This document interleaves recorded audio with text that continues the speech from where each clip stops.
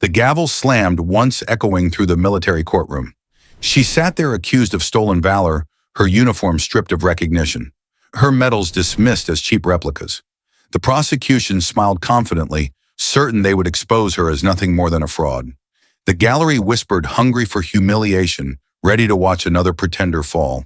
But what nobody in that room knew was that the case was about to take a turn no one expected, because the truth wasn't buried in her testimony or even in her files. The truth was walking down a hallway in the White House, heading straight for this courtroom. And when the doors opened, everything the prosecution, the evidence, the judge's assumptions would be turned upside down. They thought they were about to convict a liar.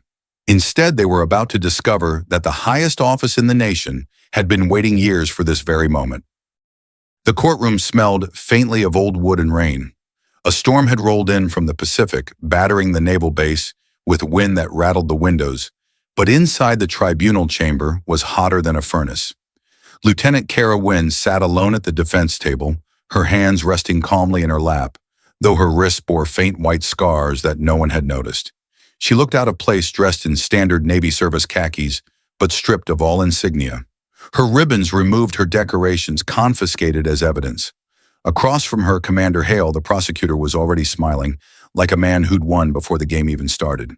He was broad-shouldered, clean-cut, the kind of officer who never lost a case. His stack of files was neatly arranged, full of service records and personnel rosters meant to prove one thing: Cara Wyn had never been who she claimed to be.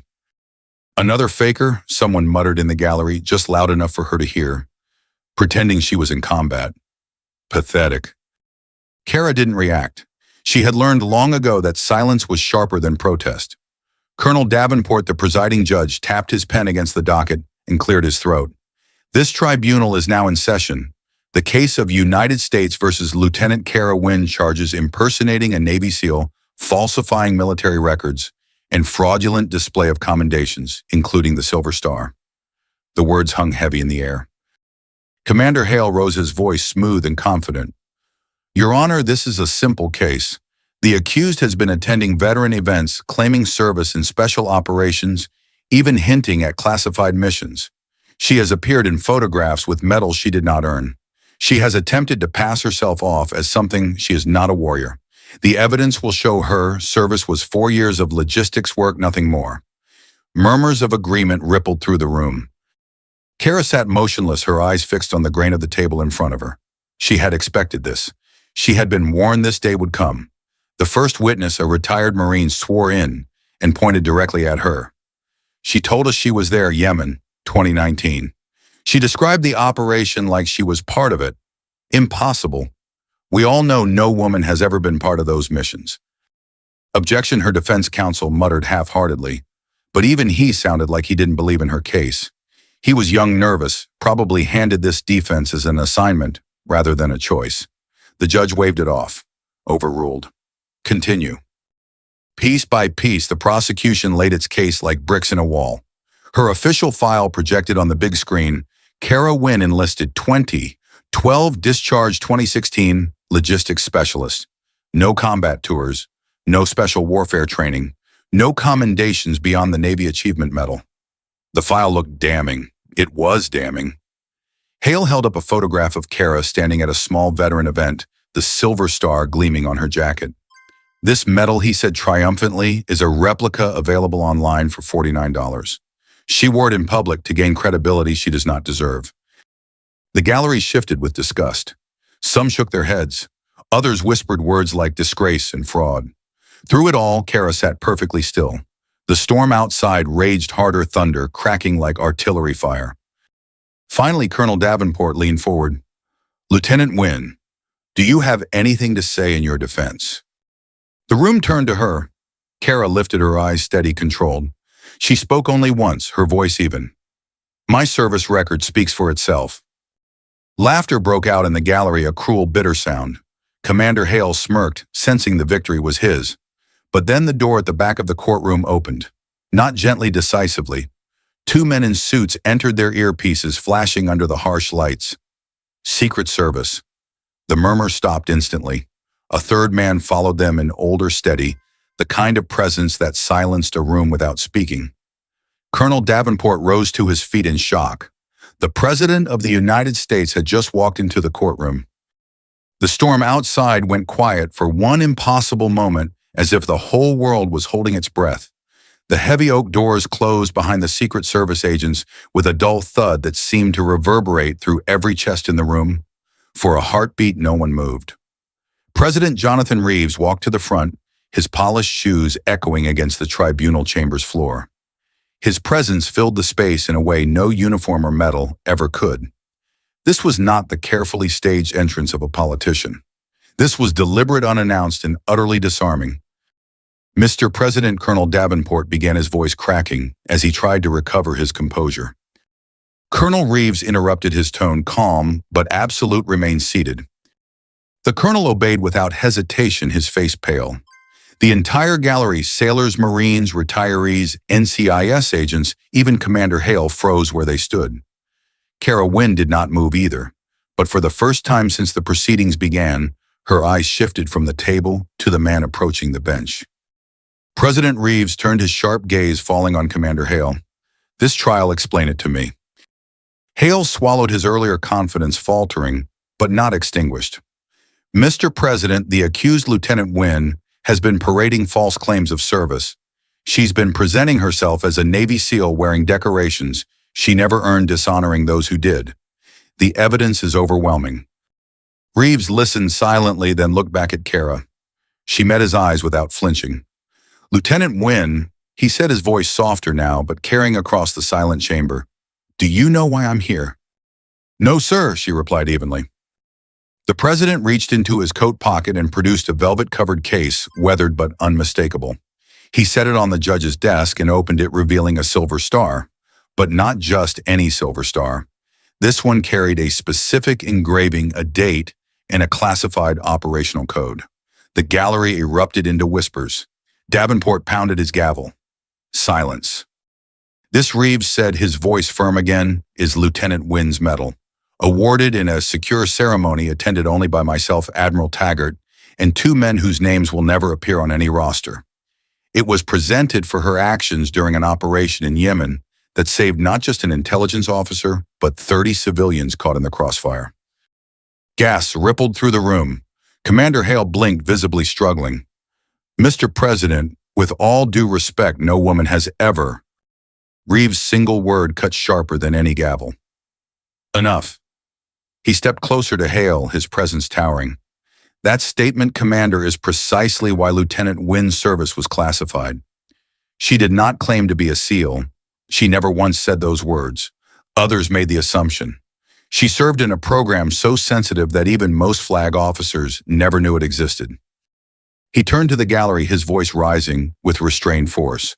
"And now, because of arrogance and ignorance, she has been dragged into this courtroom, accused of being a fraud for telling the truth, a truth she was ordered never to reveal."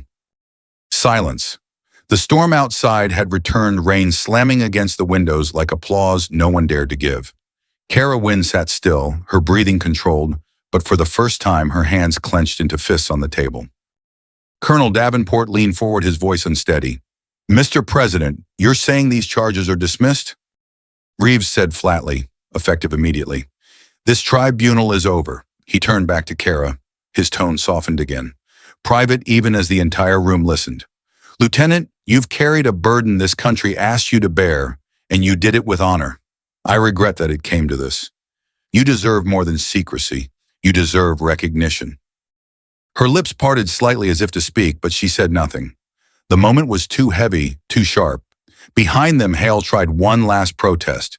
But her service record was sanitized, scrubbed, sealed. The president's eyes burned into him. "Do you think classified programs leave their operators exposed in public files? Commander Hale, let me be clear.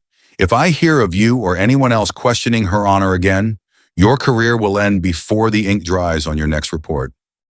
Hale sank back into his seat, pale and silent. Reeves gestured toward Cara's defense counsel, who looked like he might faint from shock. "Lieutenant Quillen, you'll be provided with a corrected record for your client within the hour. You'll find it far more complete than the one you've been shown here." He turned toward Colonel Davenport. "Seal this case, every word, every file, every transcript. No further mention without my direct authorization." Yes, Mr. President, Davenport said quickly, bowing his head. Reeves looked back to Cara one last time, his voice quiet. You are not alone anymore, Lieutenant. Not after today. With that, he closed the metal case, tucked it back into his coat, and turned for the door. The Secret Service moved in perfect precision, clearing his path.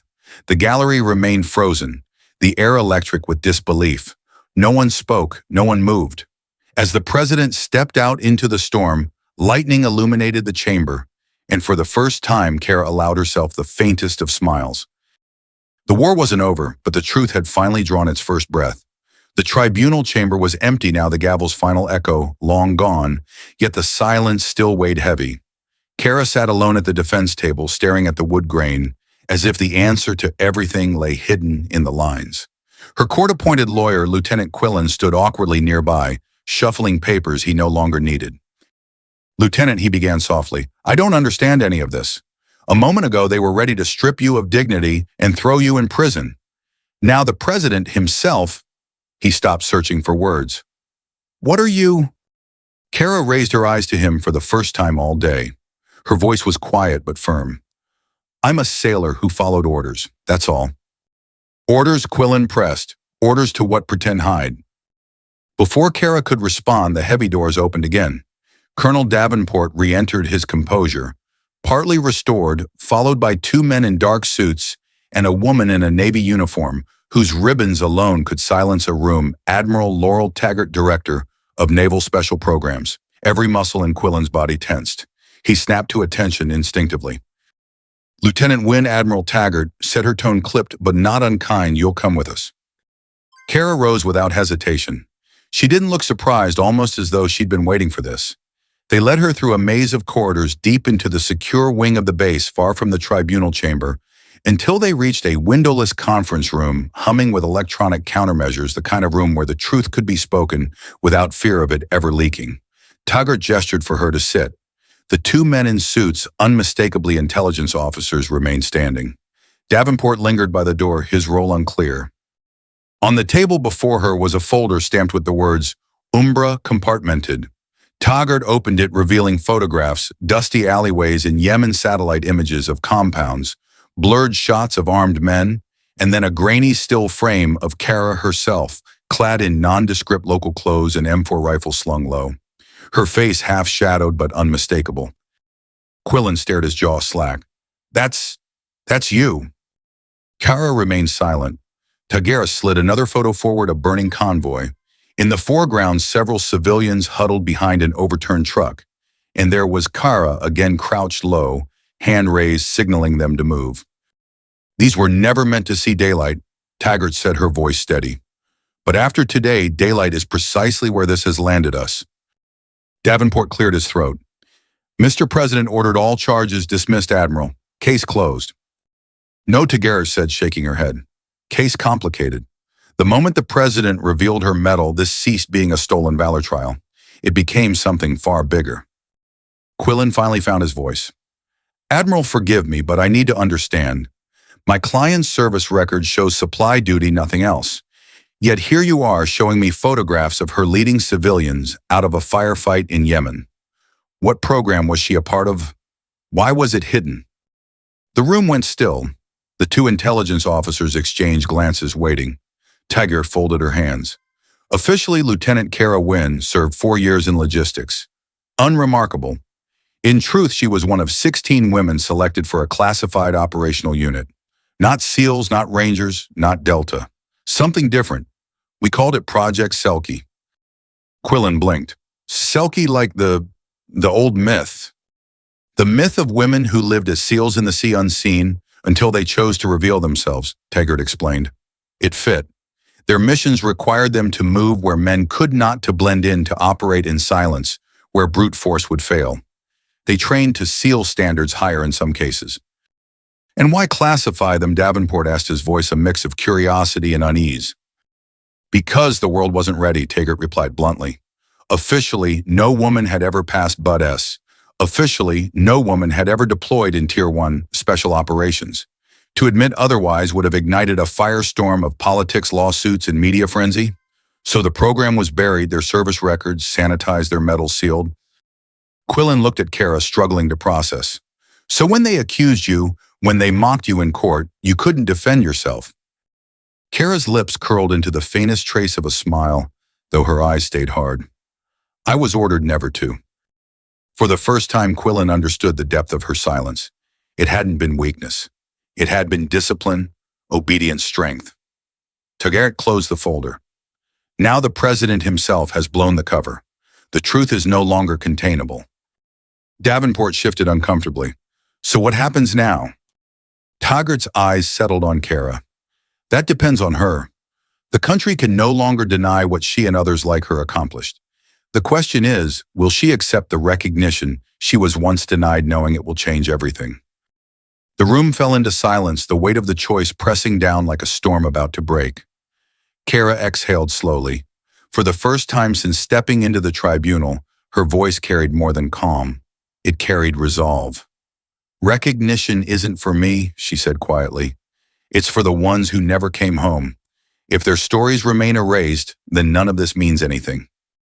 Taggart's expression softened just slightly. Then maybe it's time we let the world know. The next morning, Washington buzzed with whispers. Something had shifted overnight. The president's unexpected interruption of a tribunal had sparked rumors across the Pentagon, the press, and even the rank and file. Nobody knew the full story, but everyone sensed it was something monumental.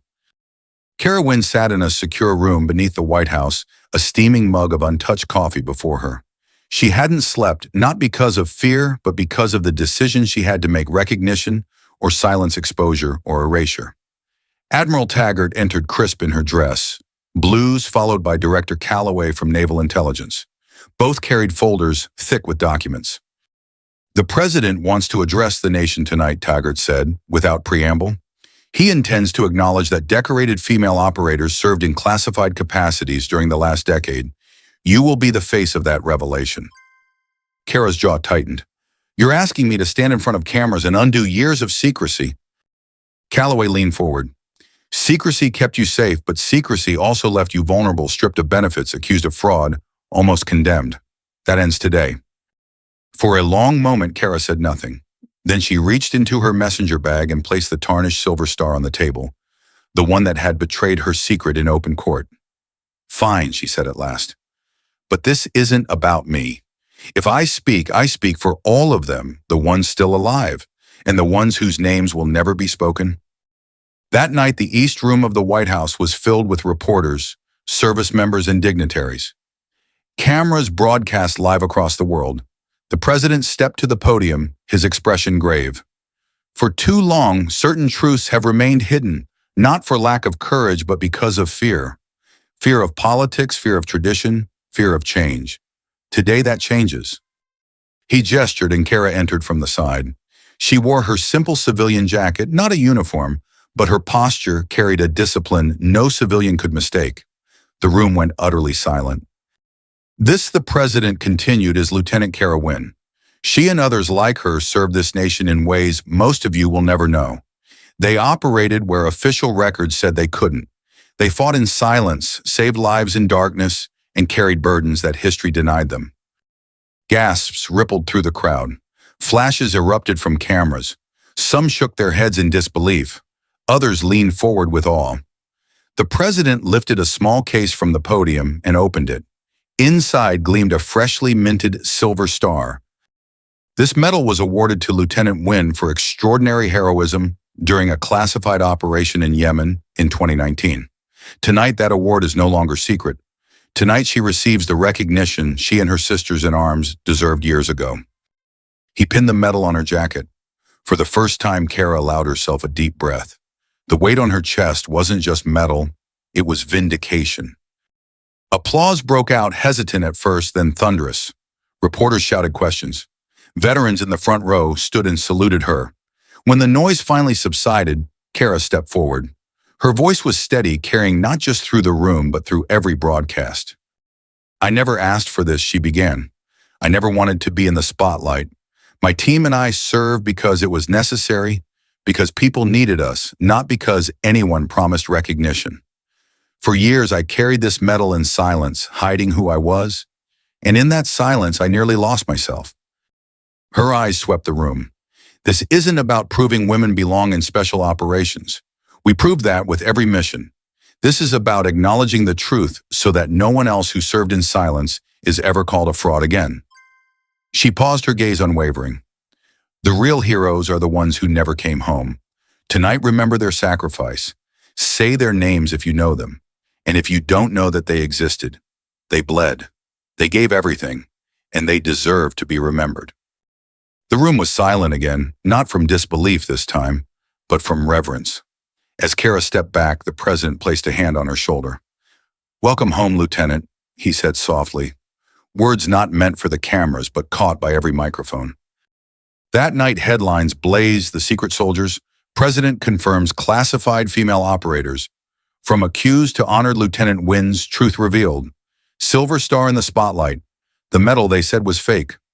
Across the country, veterans who had doubted her now sat in silence, reconsidering everything. Families of women who had once just disappeared into obscure postings wept quietly, realizing at last why. And in a quiet apartment, far from the cameras, Cara placed the new silver star beside the old one, tarnished in bright past and present. For the first time, she allowed herself to believe something she had never dared before her story mattered. And that was the truth they tried to bury until even the president himself could no longer ignore it. What do you think? Should these hidden heroes have their stories told openly? Or should some secrets remain in the shadows? Drop your thoughts in the comments. Lieutenant Cara Wyn's journey in the story reveals a profound lesson about the power of resilience and the importance of truth, even when it's buried under layers of secrecy and sacrifice. Accused of stolen valor and stripped of her medals, Cara endures public humiliation and a damning trial, yet her unwavering silence reflects a disciplined strength forged by years of following classified orders. Her lesson is that true honor lies not in seeking recognition, but in staying faithful to one's duty, even when it demands invisibility.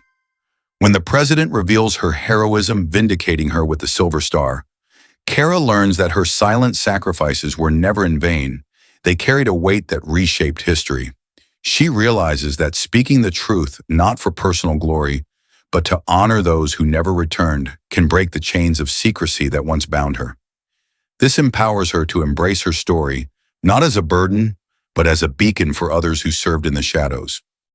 Cara's resolve teaches that courage is not just in action, but in carrying the truth forward, ensuring no hero's sacrifice remains erased.